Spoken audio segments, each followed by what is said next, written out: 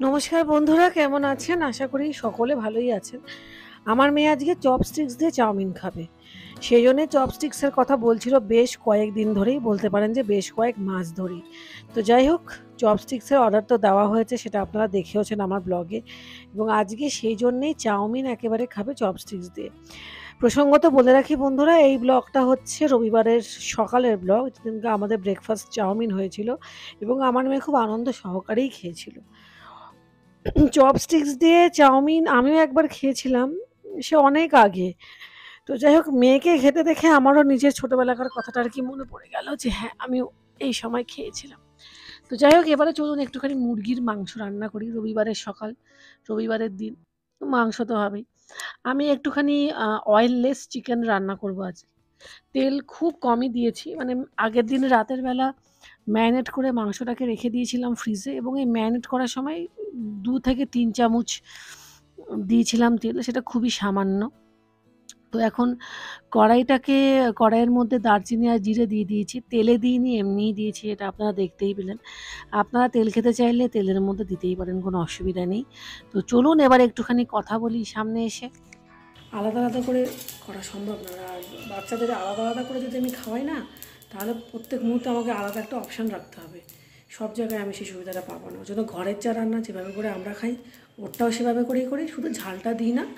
ঝালটা দেওয়ার আগে তুলে নিয়ে আমাদেরটা ঝাল দিয়ে দিই, এটাই। বাকি মশলা বলুন, সমস্ত কিছু কিন্তু একরকম থাকে।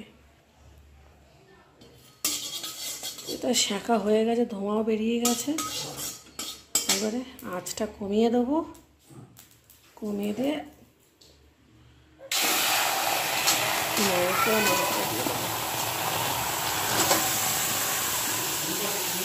হ্যাঁ হ্যাঁ, ও তো ঘুমাবে, কখন উঠেছে বলো তো?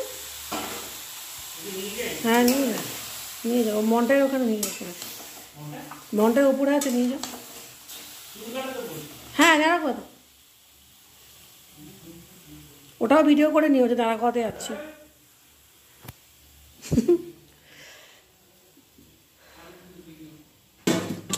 আরে বাবা,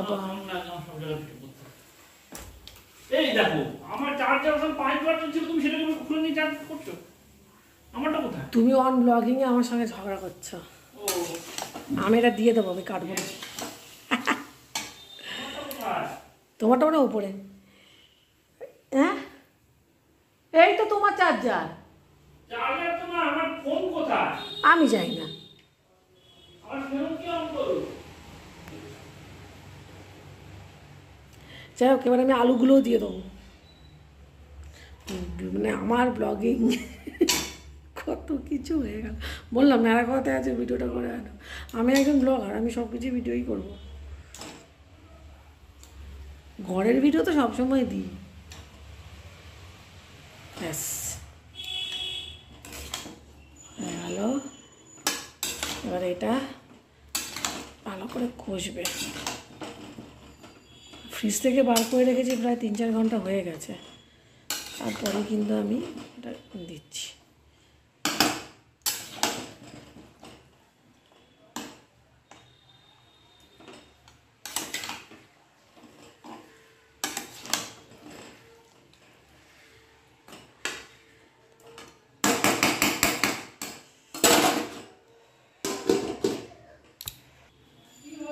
কমপ্লিট। এবারে ভাত বসিয়ে দেবো। যাই হোক বন্ধুরা, অবশেষে ভিডিওটি আমার হাজব্যান্ড করেই এনেছেন।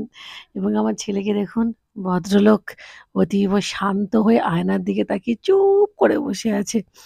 আমার মেয়েকে যখন ছোটবেলাতে ন্যাড়া করানো হতো না, বাপরে, ও যা করতো সেই তুলনায় এই একেবারে চুপ করে বসে আছে। তবে হ্যাঁ, একটু একটু করে মাথা নেড়েছে, ছোট মানুষ। তবে ওকে ন্যাড়াটা খুব একটা বেশি আমরা এখনো অবধি করে উঠতে পারিনি। ওর চুলটা ভীষণই পাতলা, তো ধীরে ধীরে করে হয়তো বা ঠিক হবে। তো যাই হোক বন্ধুরা, আমার অয়েললেস চিকেন কিন্তু একেবারে রেডি। অয়েললেস বলবো না, অয়েল আছে অল্প।